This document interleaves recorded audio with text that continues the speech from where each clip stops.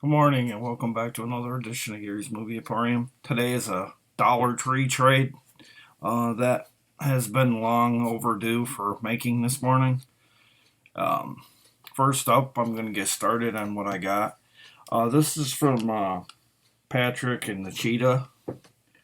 This is Gary. Thanks so much for trading with me. I hope you enjoy Space Warriors as much as we did. Enjoy your channel. You are very passionate about collecting films, and that is cool to see. And it says it's signed Patrick and the Cheetah. I was really happy to get, some correspondence like that, because that doesn't go on very often in trading, and I really respect that. I don't send them out because my mail carriers ask if there's correspondence in packaging, and I'm afraid they'll just open it and they'll either discard it or they won't let me send it out. New York State, for some reason, is really particular on what you send out in terms of like media mail. Like, they don't like you writing letters and stuff. That's why I don't send them. I would ordinarily, or at least print one out and slip one in on off my printer. But yeah, I really appreciate this, Cheetah. I'm going to show you the two titles I got from him in a trade. First up, it's Dermot Mulroney, Thomas Horn, Mira Sorvino, Danny Glover, and Josh Lucas. It's called Space Warriors. I opened this too, by the way. And it does have a digital code. So if you guys want that, I don't know if it'll still work. But I will put that down in the description that I did put a code in here. I just don't want to put it blatantly out there because I'd rather have somebody that's subscribed get it, because you guys have shown me the love for my channel. And 5, 4, 3, 2, 1. Okay. There's the digital code. But I can't say I've ever heard of this one. I mean, I've heard of it through this wave or whatever, but I've never really heard of it before. It's rated PG. That's too long of a description to read here. I must have forgot to take off the tag all the way to, or the sticky thing here.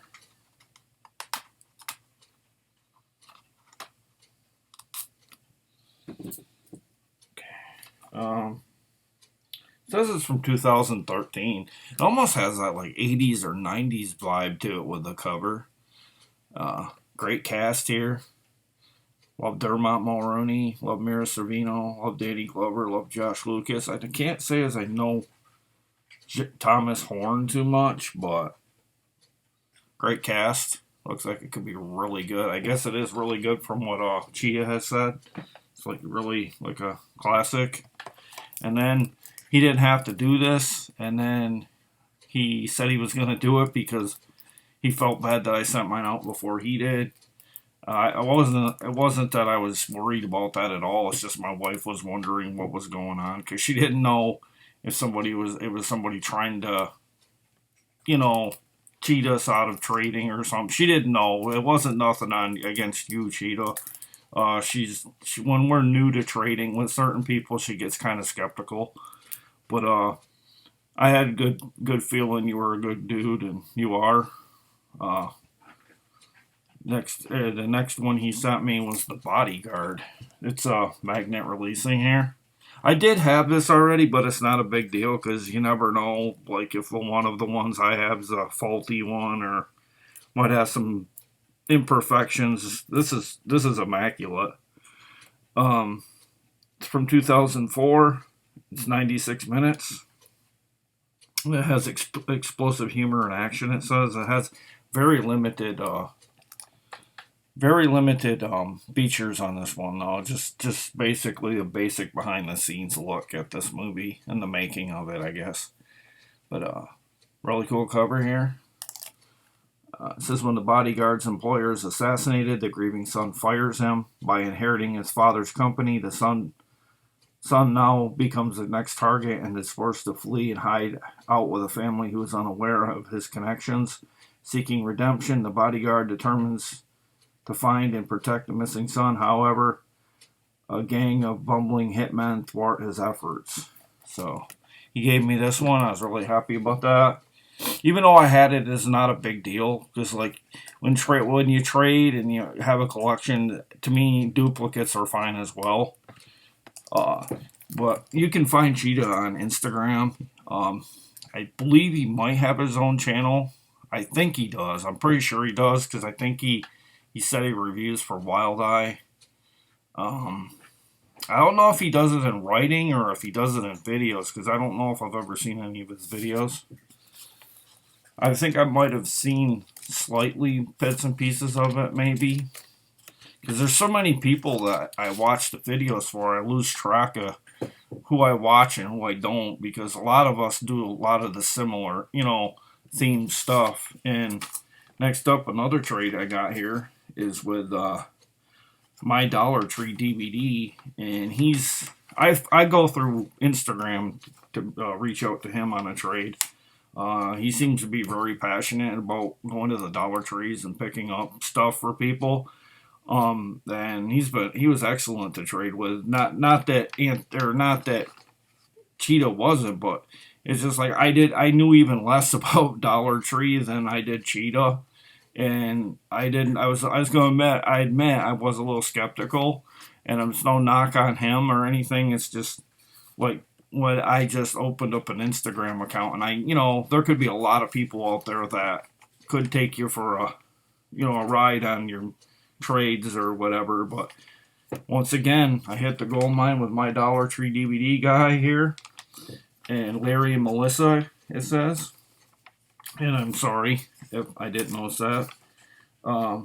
It says, "Hi Gary, here's your first package. Hope everything arrived well. We think it's pretty fun going to Dollar Trees to find stuff. Our friends think it's very strange." Yeah, it's not strange. It's very, very normal. So if I saw you looking for Dollar Tree movies, I'd probably stand right beside you and look with you if you didn't mind. But that's not going to stop us. No, don't let that stop you. There's a lot of weird characters that hang out at the Dollar Tree, and there's his little note he stuck in there. I appreciate that. Like I said, I do that too, but my mail carriers are very articulate on how you send out stuff, and I don't know. I don't put correspondence in there because they ask if you write letters, and I don't know. It's just they're really nosy. I understand we live in New York with 9/11 and all that, and the elections, and possibly being rigged this year. But I think they're getting a little overprotective when it comes to personal packages. I mean, unless they hear some ticking going on or, there's some question marks about a package, then I'd get it. But it's a common man or a common woman coming into the store. You can tell it's not a heavy item that's being sent out, so why, give people the problems. But he gave me this in the trade. Ghost Adventures. Show that's on Travel Channel currently. I believe it goes by, not sure if it's still called Ghost Adventures, but this team's no longer together. These two, Zach Bagans and I can't remember his name. These two guys right here are together still. This guy has his own show, I believe, on Destination America. He's now, let's see, I think he does a show with a lady paranormal researcher too now. So this team's kind of divided up now. This is from 2010. I do watch this. It's just, since I got a baby here, it's kind of hard to get caught up on shows. It's from 2010, like I said. 87 minutes. It's not rated. It's one of the most terrifying documentaries of all time. I guess this is more like a documentary about the Ghost Adventures, not really like an episode. But there's the art for it there to the disc itself. Kind of plain, but I had to have it. I've always wanted to do paranormal ghost hunting. If as a side side thing to do just to get out of the house, but you know, it's so hard to get into that field. But next up, I got 65th. Some secrets reveal themselves here. I had to get it. Look at the cover. Looks really awesome. E1 ITN distributor here. 2017. So it's really short though, 74 minutes. Esther Harrison is living a happy and fulfilling life, a beautiful home with a steady income, 2 kids, loving husband. But when a dark, mysterious figure from her past comes her calling, the foundation that her life was built upon begins to crumble, threatening everything she holds dear. And the way that reads, it kind of reads like, what's that paranormal show? What is it? The Haunting. That's the way when I was reading that, it felt like, you know, the narration that the guy does for the TV show The Haunting. It's on this Discovery Channel now, I think. They keep flip-flopping all their paranormal shows, but this one looks really good. 65th. Not so much glare this morning, guys. And I was really happy to get this. Jim Henson's A Dark Crystal. One of a kind imaginative marvel, says the Washington Post. I had this in a bubble case like about 25 years ago. Yeah, I had it on a green bubble case, and I don't know, I was getting out of the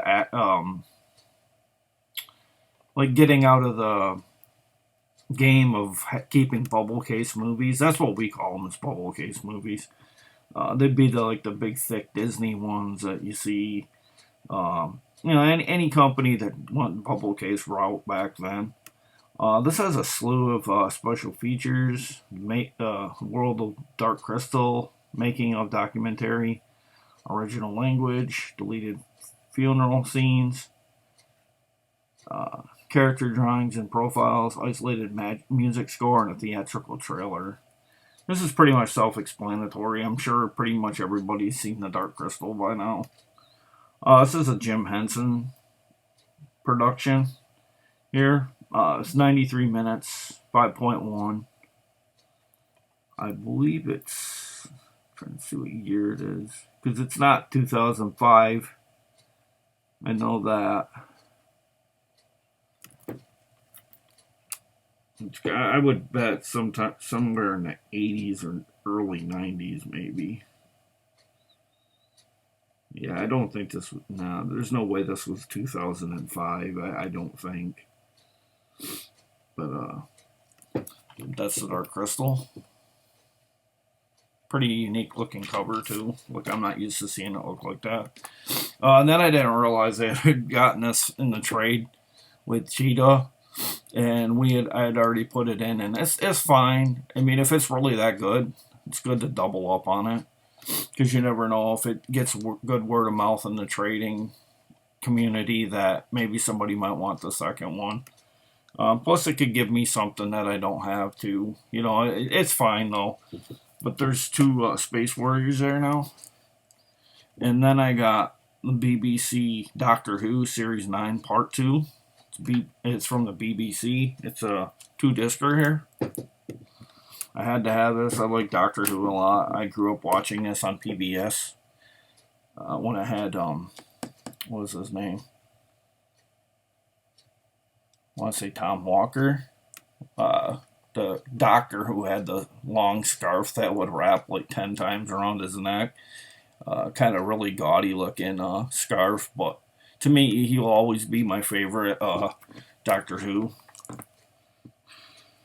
This guy's pretty darn good too, though. I actually prefer him over Matt Smith. There's just something about Matt Smith I don't really like his mannerisms. Like he gets kind of annoying for me sometimes. I don't know why. It's just not a knock on Matt Smith, but I just don't really care. I kind of prefer Peter Capaldi. I know a lot of people prefer Matt Smith, but I've seen Peter Capaldi in more stuff, and he is a good actor, and I think he actually does a really good job for playing an older Doctor Who. This is from 2009.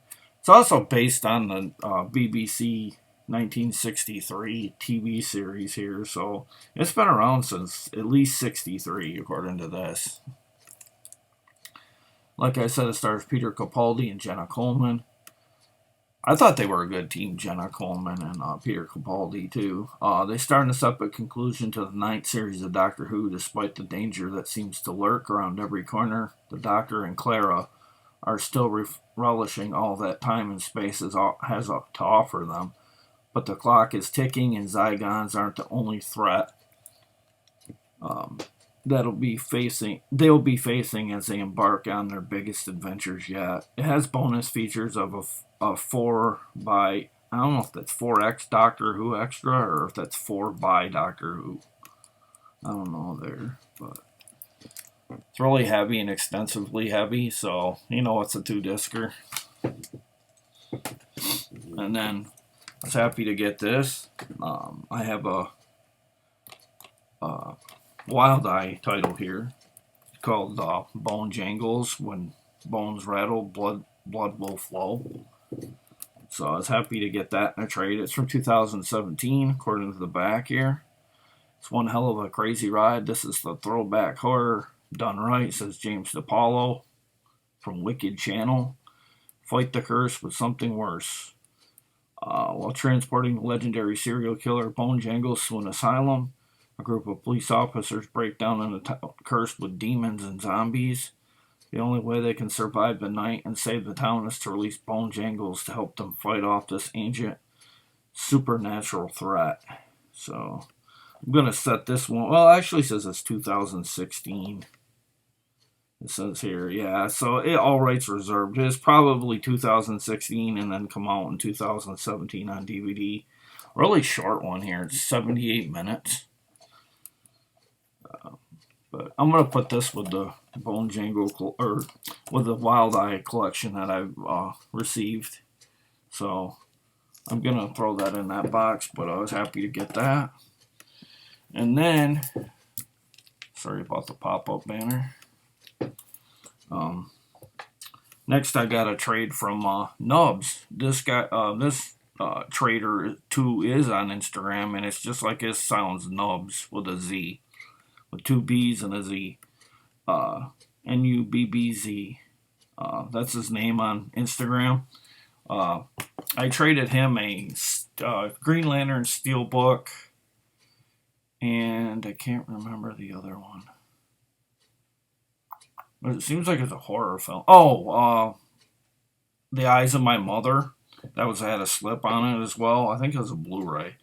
I told him if I give him the Green Lantern Steelbook that I'd have to have at least a couple titles for it because of the rarity of it. My wife was more adamant about that than me because she's the one that found the Steelbooks. I think I found one. She found the other 2. We traded 3 for 2 or 2 for 3, however you want to say it. And I got Purple Rain on Blu-ray. I have it on DVD and Blu-ray now.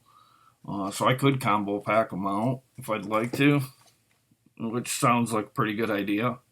Just because I would like to keep anything Prince right now. Just, because I think right now it'd be worth quite a bit.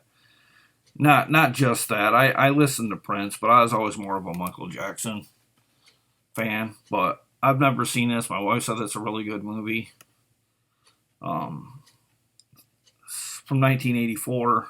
Has a slew of special features, which that's why part of why I was so happy with getting a Blu-ray, because they tend to have a slew more of features and whatnot. But yeah, I was happy to get this one. This one's quite long. It's 114 minutes, so hopefully it's a fun movie, because I don't know if I could want to sit through almost 2 hours of watching something with Prince. I like him, but I don't know. If I'm going to sit that long, I want to watch it with some, like a rock band or something like that. I just don't know. Hopefully it'll be good. No knock on him or anything, but I got it more or less because I've never watched it, and I've heard good things about it. Then I got the horror double feature here. The Curse of Frankenstein and Taste the Blood of Dracula. I do have the Taste of the Blood of Dracula. I looked it up. I do have it on Blu-ray, which is fine. Because, like, you get 2 movies in this, and I don't want to divide up I mean, it might even be on one disc. I don't know, but still, it's cool to have them in a DVD and Blu-ray form. But you could kind of still combo pack them out and just kind of throw in Curse of Frankenstein as a bonus, or if you wanted to. Curse of Frankenstein is 83 minutes in color. Taste the Blood of Dracula is 95 minutes in color. I'd assume it's colorized based on the back here. The colorization looks colorized to me, at least. And with what year they are, 57 being Curse and Blood of Dracula being 69. It's possible that Blood of Dracula was already colored, but I doubt the Curse of Frankenstein was colored. It obviously was colorized or something. At least that's what it looks like to me. Curse of Frankenstein is a Hammer film, in case you didn't know. Peter Cushing was in Frankenstein, and Taste of Blood Dracula stars Christopher Lee. So, really happy to get that double feature. Plus, I love the packaging, and I love the old throwback. I miss the days of really good lobby posters that, that were back then. They don't have that imagination like they did back, today, like they did back then. And I really like the throwback look of this. Really cool. Really happy to get that one. And then I got David Hasselhoff, Knight Rider Season 2. And this came, let's see. I think this is a 4-discer here. This is Season 2.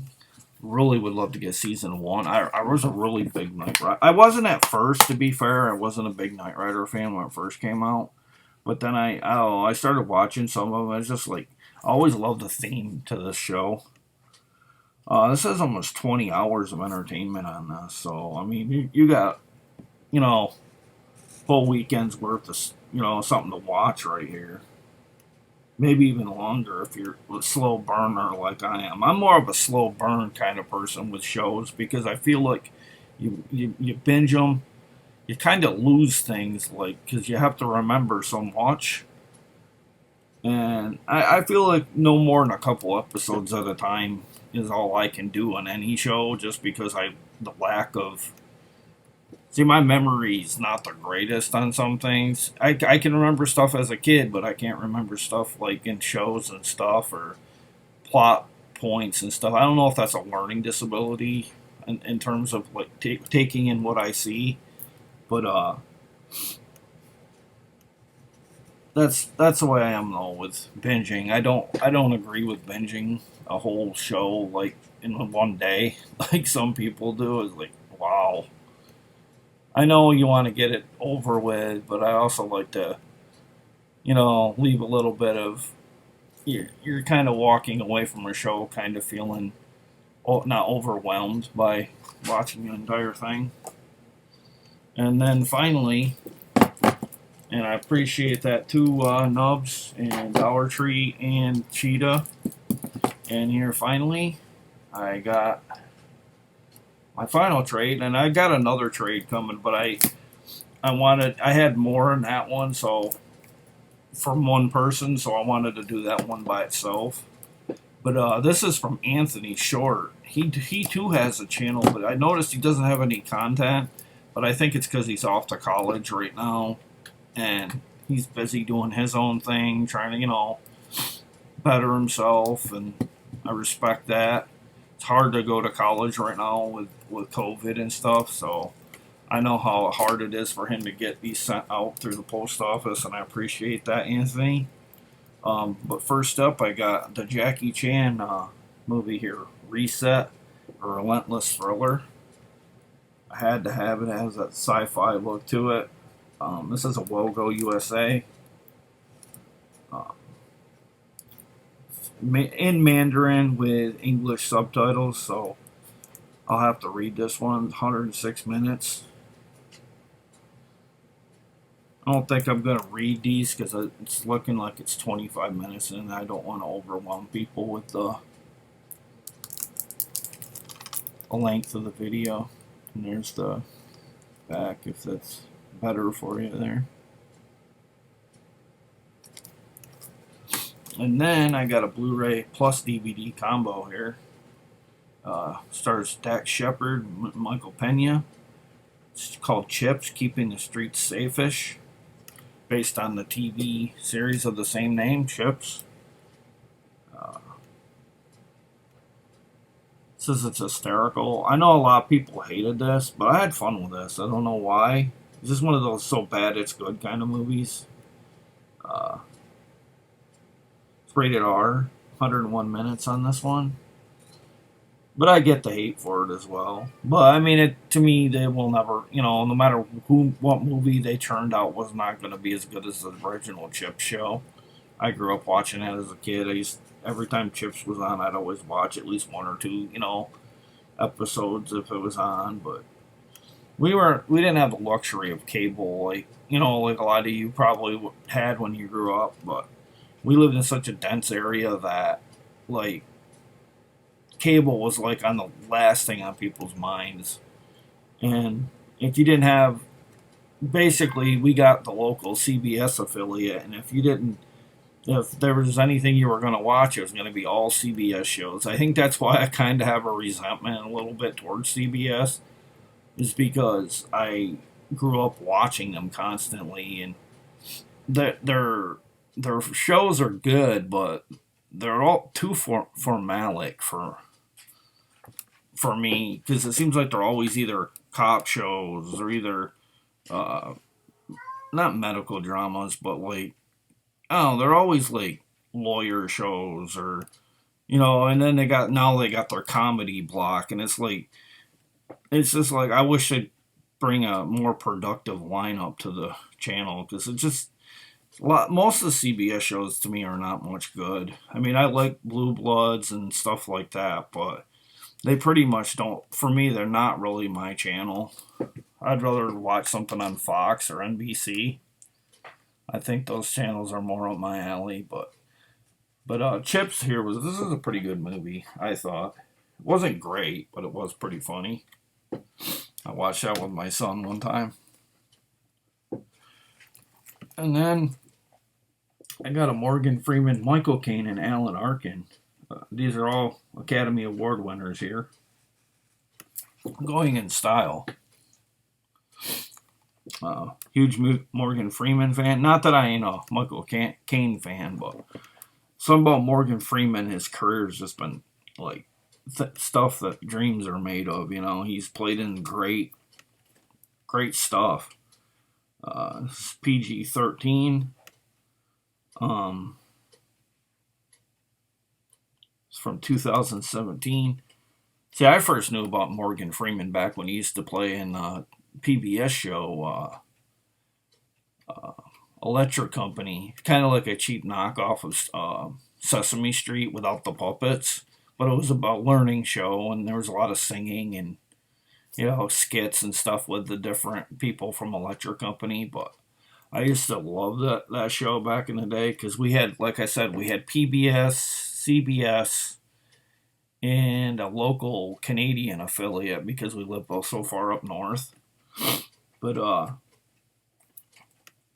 yeah, I was able to watch a lot of Morgan Freeman early on. Well, probably other people probably didn't even know who he was until he went into acting, in theatrical titles. But this has a commentary with Zach Braff and has deleted scenes. One of the best comedies of the year, if I didn't read that. I think I remember this when it came out, but yeah, it has Keenan from Keenan and Kel on the back as well. He's in it right there. I don't know if you can see him too good there. Awful small picture.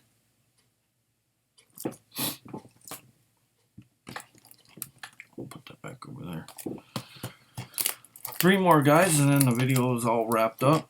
I got three kind of like all over the board titles here in terms of their theme. I had to have this. I love this cover. It's called Amazing Ape. The Doctor is in. It's an SP releasing here. I'm getting a lot of these SP releasing ones. It's about an adventurous young boy named Albert. He is diagnosed with terminal cancer and given only a matter of weeks to live. While undergoing aggressive medical treatments, Albert befriends a laboratory chimp, Simon, at the company his mother works for.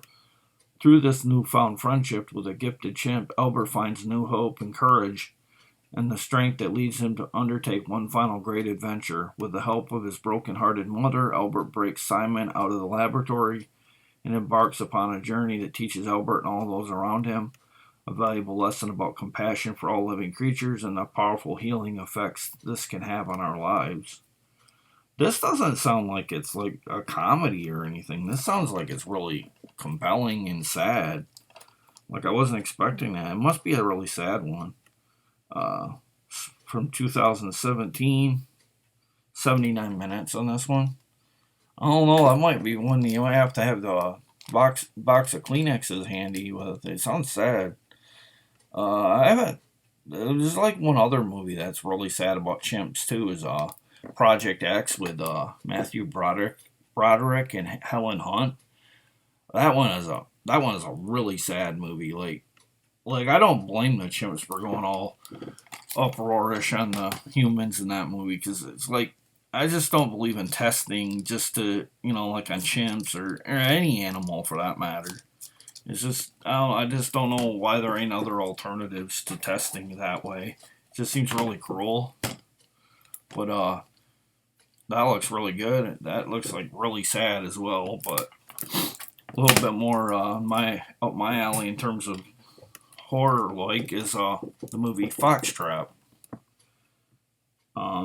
It's from 2017, 97 minutes. 5 years after a prank leaves a young girl disabled. The group responsible are invited to a remote manor for a reunion, only to find themselves targeted by a maniac hell-bent on revenge. This sounds very, very much like sort of the Sorority Row kind of like movie. This is from Entertainment One here, or ITN Distributing as well. But this sounds really cool. This sounds kind of like slasher-like, so that might be something I might want to watch here in the next day or two to have my horror-thon that I've been doing. I do one every year. Last video I watched was... Let's see, what was the last one?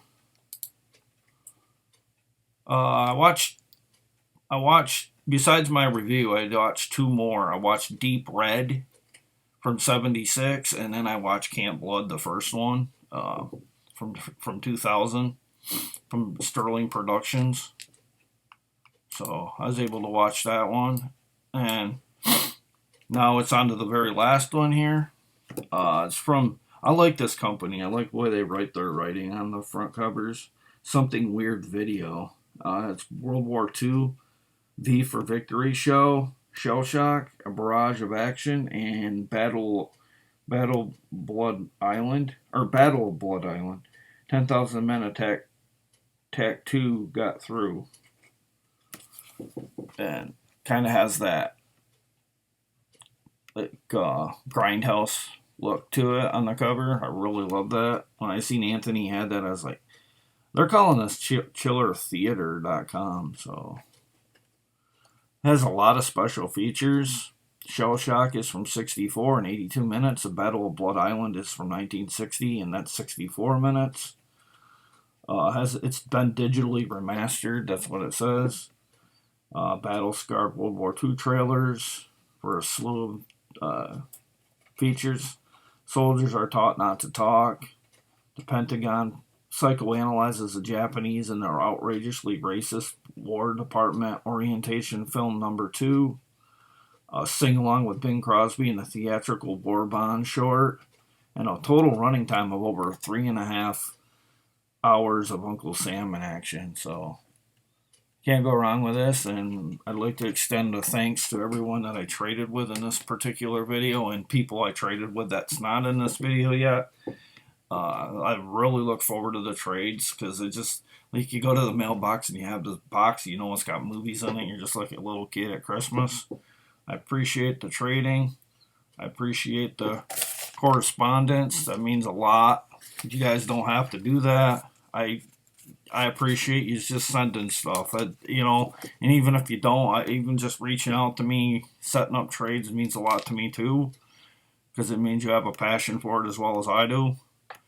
And thank you for watching what I got today, and I'll see you in the next video.